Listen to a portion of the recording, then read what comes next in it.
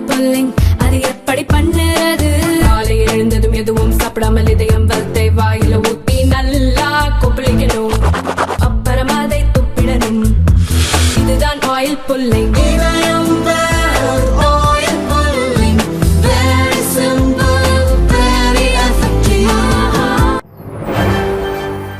வணக்கம்.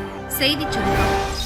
திமிரா பேசினா தனி குணம் தெரியும், ஸ்டாலினுக்கு அண்ணாமலை பதிலடி. கல்வி நிதி விவகார மோதல் உச்சகட்டம். அரசு மற்றும் அரசு உதவி பெறும் பள்ளிகள் வளர்ச்சிக்கு மத்திய கல்வித்துறையின் கீழ் செயல்படும் SSA எனப்படும் ஒருங்கிணைந்த பள்ளிக் கல்வி திட்டத்தின் கீழ் ஒவ்வொரு ஆண்டும் நிதி உதவி வழங்கப்படுகிறது. தேசிய கல்விக் கொள்கையின் ஒரு வடிவமாக கொண்டுவரப்பட்ட PM ஸ்ரீ பள்ளி திட்டத்தில் சேராத தமிழகம் உள்ளிட்ட மாநிலங்களுக்கு SSA திட்ட நிதியை கடந்த ஆண்டு முதல் மத்திய அரசு நிறுத்தியது. இதனால் தமிழக அரசு மத்திய அரசு இடையே மோதல் போக்கு ஏற்பட்டுள்ளது. தமிழகத்துக்கான கல்வி நிதி தராவிட்டால் வழக்கு தொடர்வோம் என்று கல்வி அமைச்சர் மகேஷ் கூறியிருந்தார். காசி தமிழ்ச் சங்கமம் நிகழ்ச்சியில் பங்கேற்க வந்த மத்திய கல்வி அமைச்சர் தர்மேந்திர பிரதான் அதற்கு பதிலளித்தார். தேசிய கல்விக் கொள்கையை தமிழக அரசு ஏற்க மறுக்கிறது. விதிப்படியே நிதி ஒதுக்க முடியும். கல்விக் கொள்கையை ஏற்பதாக ஒப்புக்கொண்டு கையெழுத்திட்ட தமிழக அரசு இப்போது அரசியல் காரணங்களுக்காக ஏற்க மறுக்கிறது. தமிழக அரசு அரசியல் செய்கிறது. அவர்களுக்கு தமிழக வளர்ச்சியில் அக்கறை கிடையாது. தேசிய கல்விக் கொள்கையில் மும்மொழி திட்டம் உள்ளது. அதை ஏற்று தமிழ், ஆங்கிலத்துடன் கன்னடம் முதலான ஏதேனும் ஒரு இந்திய மொழியை மாணவர்கள் கற்கலாம். இதில் என்ன தவறு இருக்கிறது? தேசிய கல்விக் கொள்கை உள்ளூர் மொழிக்கே முக்கியத்துவம் தருகிறது. அப்படியெனில் தமிழ் மொழிக்கு எதிராக தமிழக அரசு இருக்கிறதா என்று தர்மேந்திர பிரதான் கேள்வி எழுப்பினார். அவருக்கு முதல்வர் ஸ்டாலின் காட்டமாக பதிலளித்தார். அவர் கூறியது, இந்திய அரசியலமைப்பு விதிகளுக்குள் தமிழக அரசு வர வேண்டும் என்று மத்திய கல்வி அமைச்சர் தர்மேந்திர பிரதான் கூறுகிறார். மும்மொழி கொள்கையை சட்ட விதி என்கிறார். அரசியலமைப்பு சட்டத்தின் எந்த பிரிவு மும்மொழி கொள்கையை கட்டாயமாக்குகிறது என அவரால் சொல்ல முடியுமா? மாநிலங்களால் ஆனதே இந்தியா. கல்வி ஒத்திசைவு பட்டியலில்தான் உள்ளது. கல்விக்கு மத்திய அரசு ஏகபோக எஜமானர்கள் அல்ல. மும்மொழி கொள்கையை ஏற்கும் வரை தமிழகத்துக்கு நிதி கிடையாது என பிளாக்மெயில் செய்வதை தமிழர்கள் பொறுத்துக் கொள்ள மாட்டார்கள். எங்கள் உரிமையை கேட்கிறோம். உங்கள் தனி சொத்தை கேட்பது போல் திமிராக பேசினால் தமிழர்களின் தனி குணத்தையும் டெல்லி பார்க்க வேண்டி வரும் என்று முதல்வர் ஸ்டாலின் கூறினார். இப்போது ஸ்டாலினுக்கு தமிழக பாஜக தலைவர் அண்ணாமலை பதிலடி கொடுத்துள்ளார். அவர் கூறியது, முதல்வர் மற்றும் தமிழக அமைச்சர்களின் மகன், மகள் அல்லது பேரன், பேத்திகள் படிக்கும் தனியார் பள்ளிகளில் 3 மொழிகள் கற்றுத்தரலாம். ஆனால் தமிழக குழந்தைகள் படிக்கும் அரசு பள்ளிகளில் 3வதாக ஏதாவது ஒரு இந்திய மொழியை கற்பிக்கக்கூடாதா? தமிழகம் முழுவதும் திமுகவினர் நடத்தும் பள்ளிகளில் பெரும்பாலும் CBSE பாடத்திட்டமும் மும்மொழி கல்விக் கொள்கையுமே இருக்கிறது. அரசு பள்ளி மாணவ மாணவிகளுக்கு மட்டும் ஏன் ஒரு வஞ்சனை? பணம் இருந்தால் மட்டும்தான் பல மொழி கற்க வேண்டும் என கூறுகிறாரா முதல்வர்? உலகம் வேகமாக வளர்ச்சியடைந்து கொண்டிருக்கிறது. இன்னும் 1960களின் காலாவதி கொள்கையை தமிழக குழந்தைகள் மீது திணிப்பது எந்த வகையில் நியாயம் என பாஜக தலைவர் அண்ணாமலை கேட்டிருக்கிறார். மாநிலம் ஏற்றுக்கொள்ளாததை திணிக்க முயற்சிப்பது நியாயமா? மாநில உரிமைகளை மதியுங்கள். கனிமொழி. தமிழக மீனவர்களை இலங்கை கடற்படையினர் கைது செய்வதை கண்டித்து ராமநாதபுரத்தில் மீனவர்கள் ஆர்ப்பாட்டம் நடத்தினர். MP கனிமொழி கலந்து கொண்டார். கல்வி அதை நம்ம தொடர்ந்து மாநில பட்டியலில் கொண்டு வர வேண்டும் என்று கோரிக்கை வைத்துக் கொண்டிருக்கிறோம். ஆனால் பொதுப்பட்டியலில் இருக்கக்கூடிய ஒரு விஷயத்துல மாநில அரசின் ஆலோசனை இல்லாமல் மாநில அரசு ஏற்றுக்கொள்ளாத ஒன்றை யாராலும் திணிக்க முடியாது. நம்ம கட்டக்கூடிய வரி பணத்துல நியாயமாக நம்முடைய பிள்ளைகள் படிக்க வேண்டும் என்பதற்காகத்தான் நிதி ஒதுக்கீடு கேட்கிறோம். அதை மறுக்கிறதுக்கு அவங்களுக்கு எந்த உரிமையும் கிடையாது. மொழி கொள்கை என்பது தமிழ்நாட்டு மக்கள் ரத்தம் சிந்தி பெற்றிருக்கக்கூடிய உரிமை. அதை அவங்க நம்ம மேல மாத்துறதுக்கான அந்த உரிமை அவர்களுக்கு கிடையாது. எந்த மொழியை படிக்கணுங்கிறது தமிழர்கள், தமிழ்நாட்டில் இருக்கக்கூடிய மக்கள் முடிவு செய்வார்கள். நம்முடைய முதலமைச்சர் மிக தெளிவாக தெரிவித்திருக்கிறார்கள். அதனால நாங்கள் குழப்பங்களை உருவாக்கவில்லை, நாங்க பிரச்சனைகளை உருவாக்கவில்லை. அவர்கள்தான் சரியாக புரிதலின்றி பல பிரச்சனைகளை புதிதாக உருவாக்க. எத்தனை பேர் வந்தாலும் ஒன்றும் செய்ய முடியாது. மத்திய அரசு திட்டமிட்டே தமிழக அரசுக்கு நிதி பற்றாக்குறையை ஏற்படுத்துகிறது என நகராட்சி நிர்வாக அமைச்சர் நேரு சொன்னார். இந்த தடவை தமிழ்நாடுன்னு பேரே சொல்ல, அதுதான் முதலமைச்சர் சொன்னார். கடந்த வருடம் சொல்லவில்லை, இந்த வருடம் சொல்லவில்லை. முதலமைச்சர் நேரடியாக கேட்டுக்கொண்டிருக்கிறாங்க. ஏதோ ஒரு சில திட்டங்களுக்கு பணம் தந்திருக்காரு. முழுமையாக பட்ஜெட்டிலே தமிழ்நாடு புறக்கணிக்கப்பட்டிருக்கிறது. அதுதான் தலைவர் அவர்கள் எடுத்து சொன்னார்கள். தமிழ்நாடுங்கிற பேரே வரல. அவர் என்றைக்கு நமது ஆட்சியும் தலைவரையும் நல்லா சொல்லியிருக்காரு?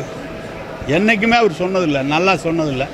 அவர் எல்லாம் என்னென்னமோ பேசுகிறாரு, ஆனால் அவர் சொன்னது எதுவுமே நடக்கலை. அவர் என்ன சொல்கிறாரு, உங்களை அகற்றிடுவேன்னு சொல்கிறாரு. அவர் நினைக்கிறது எதுவும் நடக்க போகிறதில்ல. திரும்பவும் முதலமைச்சர் தளபதி தான் வருவார். மக்கள் நல்லா இருக்கிறாங்க. இப்போ கூட மாணவிகள்கிட்ட பேசும்போது இந்த மாதிரிலாம் ஒரு வரவேற்பு மாணவிகளுக்கு முதலமைச்சருக்கு இருக்கிற வரவேற்பு யாருக்குமே இருந்ததில்லை. மீண்டும் கழகம்தான் வரும், தளபதி தான் முதலமைச்சர் ஆவார். எவ்வளோ பேர் கூட்டு சேர்ந்தாலும் அதை பற்றி கவலை இல்லை, மக்களோடு நாங்கள் இருக்கிறோம். அதான் கொடுக்கலையே, நம்ம கொடுக்கலையே. ஏற்றுக்கொள்ள மாட்டோன்னு சொன்னோன்னா 2000 கோடியை வேறு மாநிலத்துக்கு கொடுத்தாங்க, நம்ம கொடுக்கலையே. ஆமாம், அதான் சொல்லியிருக்காங்களே, வேறு ஊருக்கு கொடுக்குறாங்க. அதாவது நிதி பற்றாக்குறையை ஏற்படுத்தி அரசுக்கு நெருக்கடியை உண்டு செய்கிறார்கள். ஆனால் அவங்க பேசுகிறதெல்லாம் பார்த்தா என்னமோ அவங்க தான் பூரா தமிழ்நாட்டுக்கே செய்கிறது மாதிரி ஒன்று கூட செய்யாமல்.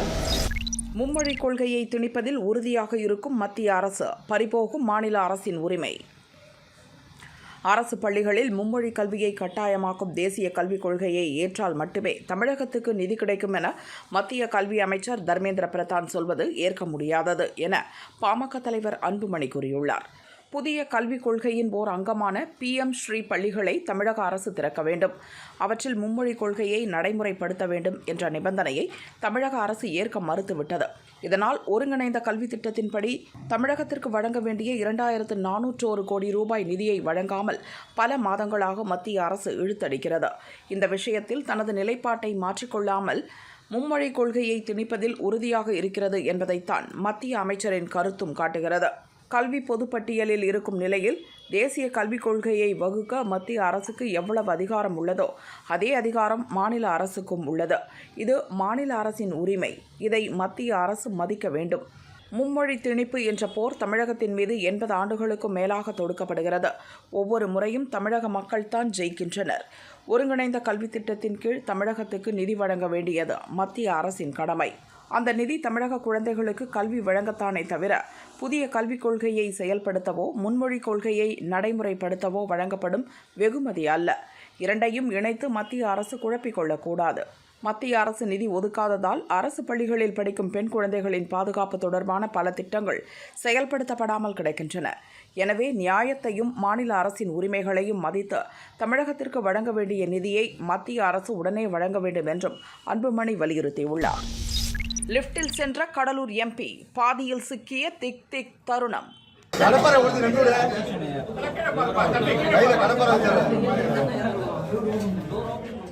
கடலூர் மாவட்டம் வடலூரில் உள்ள தனியார் விடுதியில் காங்கிரஸ் நிர்வாகிகள் கூட்டம் நடந்தது. கடலூர் தொகுதி காங்கிரஸ் MP விஷ்ணு பிரசாத் கலந்து கொள்ள வந்தார்.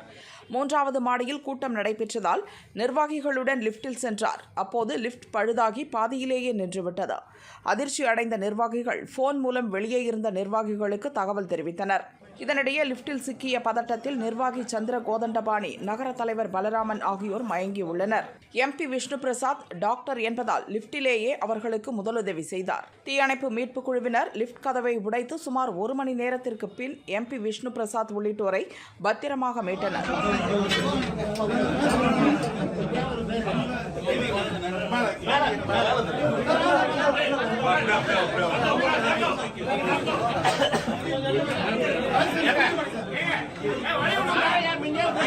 மருத்துவ குழுவினர் அவர்களுக்கு முதலுதவி சிகிச்சை அளித்தனர். 6 பேர் செல்லக்கூடிய லிப்ட் இழுவை திறன் குன்றி பழுதடைந்திருந்தது. இதனால் 3 பேர் வரை மட்டுமே பயன்படுத்தி வந்துள்ளனர். இந்நிலையில் MP உட்பட 6 பேர் சென்ற நிலையில் லிப்ட் பாதியிலேயே நின்றிருக்கிறது. தாலி கட்டும் நேரத்தில் நெஞ்சை பிடித்தபடி சரிந்த மாப்பிள்ளை. மத்திய பிரதேசத்தின் ஷியோபூர் மாவட்டத்தைச் சேர்ந்த 26 வயதான பிரதீப்புக்கு 2 நாள் முன்பு திருமணம் நடைபெற இருந்தது. மணமகனை குதிரையில் உட்கார வைத்து மண்டபம் வரை அமர்க்களத்துடன் அழைத்து வந்தனர். மணமேடைக்கு செல்ல இருந்த மாப்பிள்ளை பிரதீப் திடீரென நெஞ்சை பிடித்தபடி மயங்கினார்.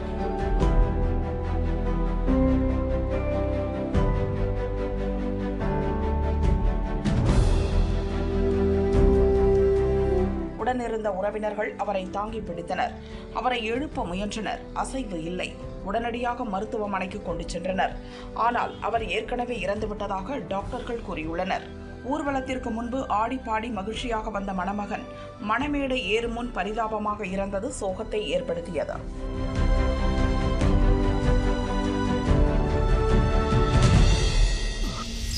இந்தியா பாகிஸ்தான் பிப்ரவரி 23 பல பரீட்சை. 1 மணி நேரத்தில் விற்று தீர்த்த டிக்கெட். ICC 9வது சாம்பியன்ஸ் டிராபி கிரிக்கெட் தொடர் வரும் 19இல் தொடங்கி மார்ச் 9 வரை பாகிஸ்தான் மற்றும் துபாயில் நடக்கிறது.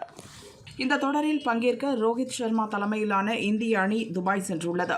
வரும் 20ஆம் தேதி தனது முதல் ஆட்டத்தில் வங்கதேசத்துடன் மோதுகிறது. தொடர்ந்து 23இல் பாகிஸ்தானுடனும் மார்ச் 2இல் நியூசிலாந்துடனும் இந்திய அணி பல பரீட்சை நடத்துகிறது. இதில் துபாயில் பாகிஸ்தான் இந்திய அணிகள் மோதும் போட்டிதான் பரபரப்பின் உச்சத்தில் உள்ளது. அதன் தொடக்கம்தான் போட்டிக்கான டிக்கெட் விற்பனை. இந்தியா பாகிஸ்தான் போட்டி என்றாலே டிக்கெட் கிடைப்பது என்பது எப்போதும் சவாலான ஒன்றுதான். அதை நிரூபிக்கும் வகையில் கடந்த 3ஆம் தேதி விற்பனை தொடங்கிய சில நிமிடங்களிலேயே டிக்கெட்டுகள் விற்று தேர்ந்தன. துபாய் சர்வதேச கிரிக்கெட் ஸ்டேடியத்தில் 25,000 பேர் வரை ஒரே நேரத்தில் போட்டியை பார்க்க முடியும். இதனால் சர்வதேச கிரிக்கெட் கவுன்சிலான ICC இன்றும் 2ஆம் கட்ட டிக்கெட் விற்பனைக்கு திட்டமிட்டது. எதிர்பார்த்தது போலவே இந்தியா பாகிஸ்தான் மோதும் போட்டியை பார்க்கும் ஆவலில் டிக்கெட் வாங்க நீ நான் என போட்டி போட்டனர். மதியம் 1:30 மணிக்கு ஆன்லைனில் முன்பதிவு அறிவித்த நிலையில் 3 மணிக்குள் கூடுதல் டிக்கெட்டுகளும் விற்று தேர்ந்தன. ஆனால் அப்போதும் இந்தியா, நியூசிலாந்து மற்றும் முதல் அரையிறுதி உள்ளிட்ட பிற ஆட்டங்களுக்கான டிக்கெட்டுகள் முன்பதிவு முடியாமல் இருந்தது குறிப்பிடத்தக்கது. பெட்ரோல் பங்க் ஊழியரை புரட்டி எடுத்த தாவிக நிர்வாகி. சென்னை பல்லாவரம் அடுத்த திருநீர்மலையைச் சேர்ந்தவர் இளங்கோ. தாவேகாவில் அப்பகுதி பொருளாளராக இருக்கிறார். ஜல்லி, மணல் சப்ளை செய்யும் தொழில் செய்து வருகிறார். இவர் அங்குள்ள பெட்ரோல் பங்கில் அவ்வப்போது டெபிட் கார்டு ஸ்வைப் செய்து 200-300 ரூபாய் வாங்கி செல்வது வழக்கம். இந்நிலையில் 10,000 ரூபாய் கேட்டு இருக்கிறார். ஆனால் அவ்வளவு பணம் இல்லை, ATM கார்டை பயன்படுத்த வேண்டாம் என பங்க் ஊழியர் ரஞ்சித் கூறியுள்ளார். 3,000 ரூபாயாவது தரும்படி இளங்கோ கேட்டுள்ளார். ஊழியரோ கணக்கு முடித்து பணத்தை மேனேஜரிடம் ஒப்படைத்து விட்டதாக கூறியுள்ளார். இதனால் இளங்கோ அவரிடம் வாக்குவாதம் செய்து தாக்கிவிட்டு அங்கிருந்து சென்றுள்ளார். ஊழியர் அளித்த புகாரை அடுத்து தாவேக நிர்வாகி இளங்கோவனை போலீசார் தேடி வருகின்றனர்.